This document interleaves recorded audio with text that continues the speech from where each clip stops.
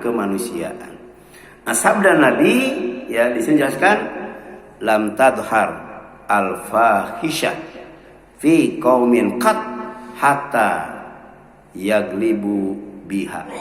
Tidaklah tampak perbuatan keji pada suatu kaum hingga mereka menampakkannya secara terang-terangan. Ya. Balil insan ya. Apa dalam Al-Quran itu ya, bahwa manusia itu nanti akan melakukan perbuatan dosa terang-terangan, tidak takut, tidak malu, bahkan bangga. Kenapa tidak percaya dengan hari kiamat? Tidak percaya dengan hancurnya alam semesta, tidak percaya bahwa semua manusia itu akan diminta pertanggungjawabannya tentang amalnya dan akan dibalas oleh Allah. Ya. Jadi manusia berbuat dosa terang-terangan. Kemudian kalau dibiarkan, jadi banyak yang melakukan dosa itu. Itulah penyebab bencana alam.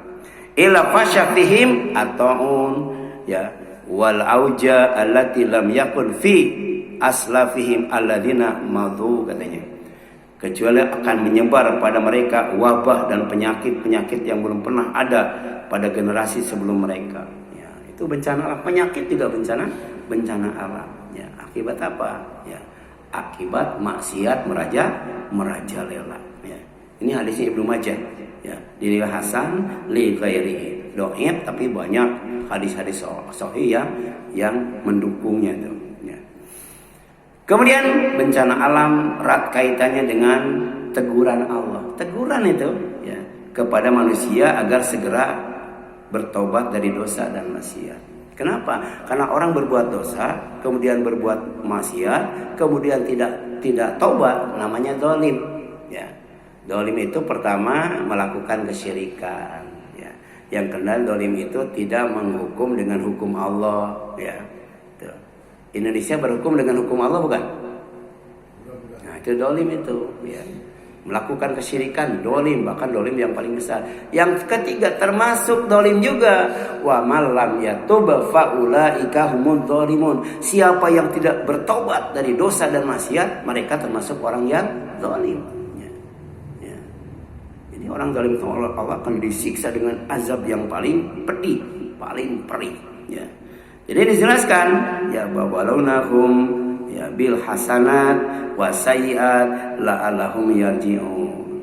Kami memberikan cobaan kepada mereka dengan kebaikan maupun keburukan itu agar mereka kembali. Ya. Ya. Yang kaya jatuh miskin itu supaya tobat itu. Yang miskin jadi kaya supaya tobat juga. Ya. Karena ada orang yang maksiat ketika kaya ada. Ada orang yang maksiat ketika miskin ada. Ada orang yang ibadah ketika kaya, ada orang yang ibadah ketika miskin. Ada orang yang baik kaya miskin tetap ibadah. Ada yang baik kaya maupun miskin tetap maksiat. Mana yang bagus itu? Ya. Nah, itu. Waktu miskin dia taat, pas kaya maksiat. Ya. Ada waktu pas kaya dia taat, pas miskin maksiat. Ada yang miskin kaya maksiat, ada miskin kaya taat. Nah, ini yang paling bagus itu ya. Jadi Allah menguji kepada kita tuh dengan kebaikan dan dengan keburukan. Kebaikan contohnya kaya, sehat ya. Sedangkan keburukan contohnya miskin, sakit-sakitan. Itu ujian. Surat Al-A'raf ayat 168. Kemudian bencana alam ya erat kaitannya dengan manusia yang mengabaikan, mengkhianati amanah ilmu dan jabatan dengan menyalahgunakan kekuasaan. Jadi orang yang berkuasa itu bisa jadi pertama ulama, orang yang berilmu ya. Ya itu duduk di mana? Kemenag misalnya, duduk di MUI kan. Itu bisa jadi itu ya. Mengkhianati ilmu itu amanah ya. Itu bisa jadi bencana ya. Untuk apa? Ya. Bisa dijelaskan menyalahgunakan ya kekuasaan. Jadi orang dengan ilmu bisa berkuasa.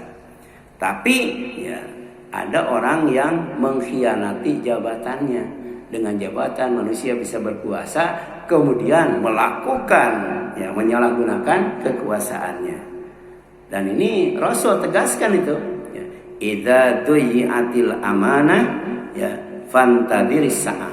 Kalau amanah itu baik ilmu pun jabatan itu disia-siakan, diabaikan, disalahgunakan, maka tunggu as-saah, kehancuran. As-saah itu artinya kiamat, kiamat itu artinya kehancuran, hancur gitu. Kalau amanah kemudian disia-siakan.